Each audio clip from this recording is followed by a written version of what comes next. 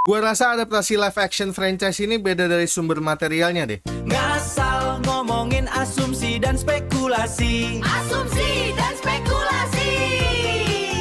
Yeah, ngasal.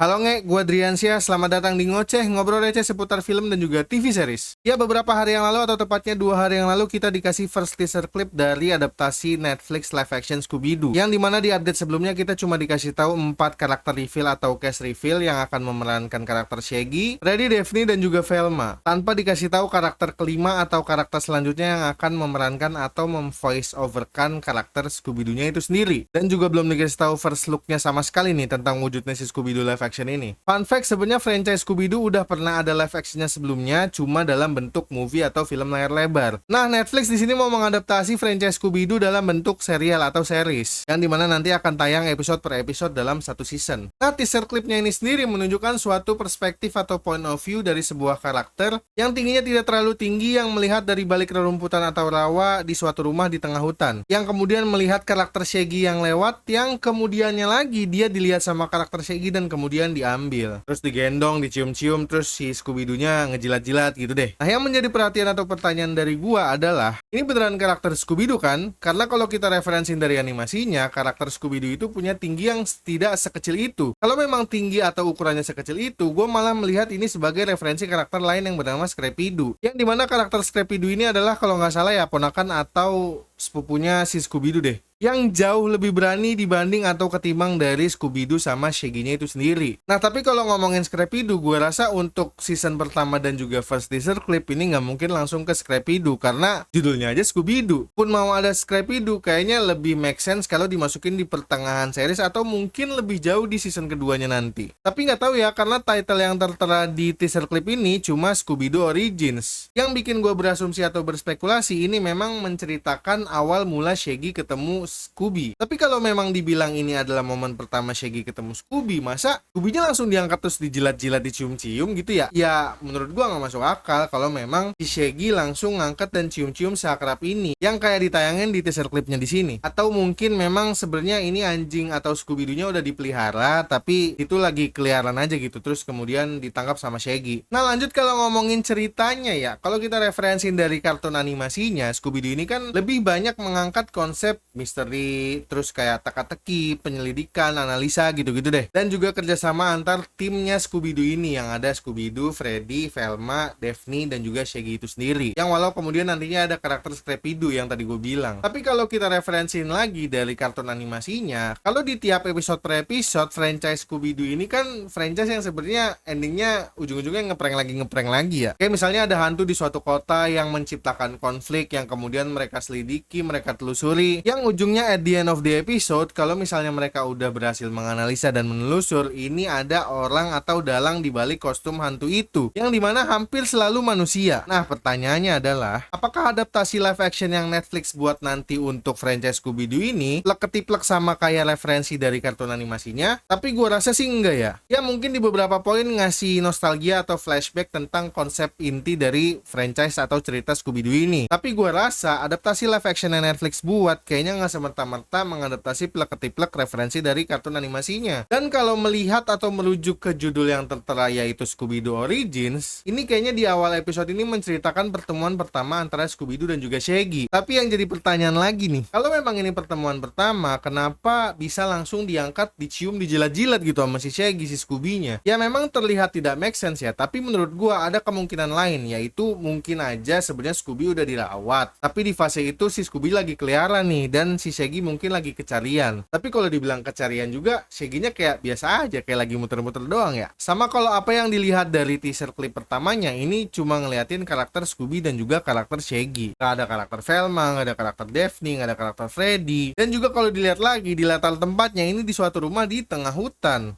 Atau mungkin mereka udah temenan ya, tapi yang lain masih di dalam rumah kali gitu ya. Terus masih ngomongin Scooby-Doo-nya nih. Pertama gue pikir Scooby-Doo-nya CGI lagi, karena melihat perkembangan teknologi CGI yang udah maju. Kalau misalnya dulu kan live action movie-nya CGI-nya oke lah, mengikuti perkembangan di zaman itu ya. Atau kemungkinan yang kedua mungkin menggunakan practical effect, karena kalau mengingat ini adalah series yang pastinya ngepres banget nih budgetnya nih, buat karakter si Scooby-Doo-nya yang kemudian diadaptasi sama motion capture lah. Tapi ternyata ini anjing beneran nge. Gue sebenarnya nggak masalah sama anjing beneran ya. Kalau memangnya nanti di match sama aktor yang bisa nge-voice overin karakter Scooby-Doo dengan pas. Tapi nggak tahu ya ini apakah memang beneran anjing beneran atau ya mereka mengadaptasi metode yang waktu itu Lion King pakai. Tetap CGI, cuma memang sudah se-clear dan se-clean itu. Tapi sebenarnya bukan itu permasalahan atau pertanyaan yang ada di kepala gua.